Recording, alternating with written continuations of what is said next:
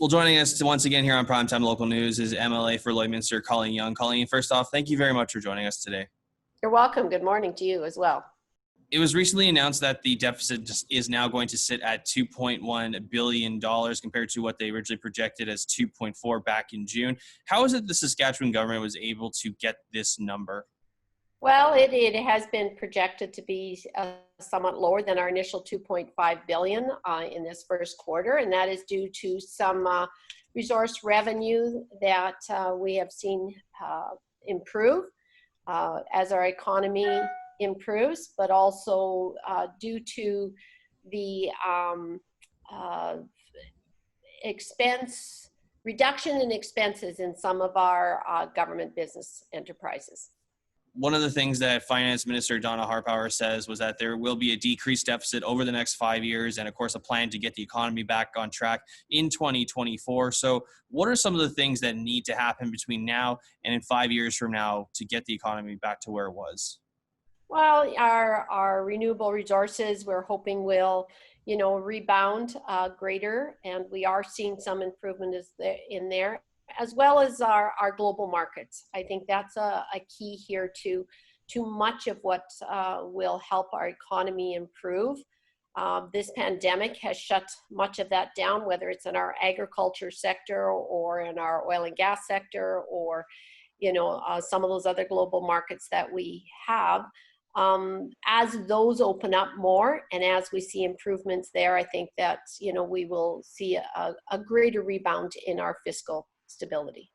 You mentioned it briefly there about the oil and agriculture industry. So how will those numbers within the budget ultimately affect those two industries? Well, as you know, our canola industry, did see a drastic reduction in the number of bushels and tons that we are able to market, as well as our beef and cattle industry. When the COVID hit, there was some of those, meat packing plants that saw us have a backlog in our cattle that were able to be marketed outside globally.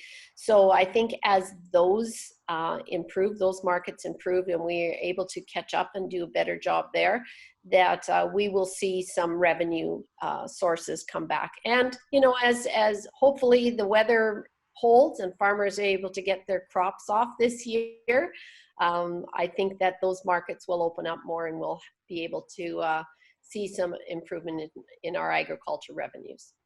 One of the things that was mentioned too is that there are not going to be expected tax increases for residents of Saskatchewan. Is that going to be ultimately what happens? No tax increases, or is it just a matter of wait and see what happens between now and 2024? I think that will depend on what happens between now and 2024. But, as our economy reopens, our business get more stable and more businesses are able to rebound from this pandemic, I think that recovery will see the improvement in our revenues, and there won't be necessarily a need to add any increased taxes. So we are saying that, we will control our spending, which we have been doing and will continue to do. That's the responsible thing to do as a government. And that will allow us to not increase our taxes and to, continue to help businesses reopen and get their revenues back up and going. With all the money that's being invested in schools here in Saskatchewan for the upcoming year, Alberta's already made changes to their classrooms in the way that they structure them. So could we see that in Saskatchewan between now and the start of school?